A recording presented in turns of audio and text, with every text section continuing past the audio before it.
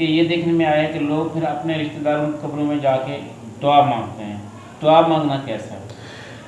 اصل میں دعا مانگنا نہیں ہوتا، وہ کہتے ہیں کہ چلیں فاتحہ پڑھ دیں، فاتحہ خوانی کے لیے جاتے ہیں۔ وہ بات میں نے پہلے ہی کر دیا کہ وہاں پہ فاتحہ خوانی کرنا کیا ہے، جائز نہیں ہے۔ ویسے آپ دعا کے لیے اپنے والدین کی دعا کے لیے جاتے ہیں، قبر کی درستگی کے لیے جاتے ہیں، وہ ٹھیک ہے، آپ جہاں کے اپنے والدین کی مغفرت کی دعا کریں، وہاں پہ کھڑے ہو کے دعا کرنا ٹھیک ہے۔ اس کی دلیل کیا ہے کہ آپ صلی اللہ علیہ وآلہ وسلم ایک آپ کی مسجد نبویہ کی خادم ہے، صحابہ اکرام نے معمولی سمجھ کے انہیں دفن کر دیا ہے۔ آپ صلی اللہ علیہ وسلم نے فرمایا کہ وہ بڑھیا نظر نہیں آتی، وہ کہاں پہ گئی ہے؟ تو فرمایا ہم نے تو اس کو جو ہے نا وہ دفن کر دیا ہے۔ آپ نے کیا فرمایا؟ دلونی علی قبرہا، مجھے ان کی قبر پہ لے کے چلو۔